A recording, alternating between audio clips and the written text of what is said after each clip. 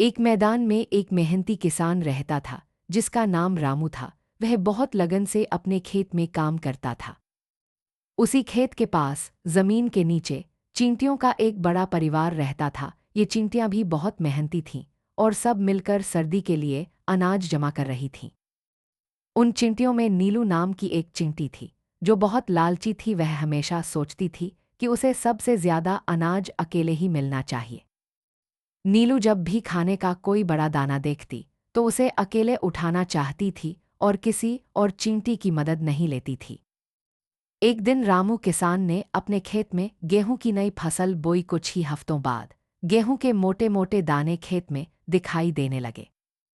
नीलू चींटी ने इतने बड़े और चमकदार दाने पहली बार देखे। उसने सोचा, अगर मैं ये सारे दाने अकेले ले जाऊं तो मुझे पूरे सर्दी काम नहीं करना पड़ेगा। लालची नीलू बाकी चींटियों को बताए बिना अकेले ही एक बहुत बड़े गेहूं के दाने के पास पहुंची। उसने दाने को उठाने की बहुत कोशिश की। वह उसे धकेलती, खींचती, पर दाना उसके वजन से कई गुना बड़ा था और टस से मस नहीं हुआ। नीलू थककर वहीं बैठ गई और उदास हो गई। कुछ देर बाद बाकी मेहनती चींटियां एक कतार में वहां पहुंची। उन्होंने देखा कि नीलू अकेली बैठी है और एक बड़ा दाना उठाने की कोशिश कर रही है।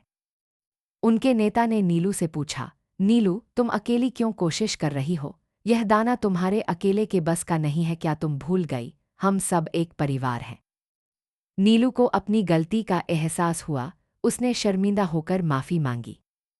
फिर सभी चींटियां एक साथ दाने के पास गईं। उन्होंने एकजुट होकर दाने को धकेला और खींचना शुरू किया। क्योंकि उनकी ताकत अब एक हो गई थी, वह बड़ा गेहूं का दाना आसानी से हिल गया। वे सब मिलकर उस दाने को अपनी बिल तक ले गईं। नीलू ने उस दिन सीखा कि अकेले लालच करना बेकार है और एकता में ही असली शक्ति होती है। कहानी से सीख, ताकत से ज्यादा सहयोग और एकता ही बड़े काम पूरे करती है।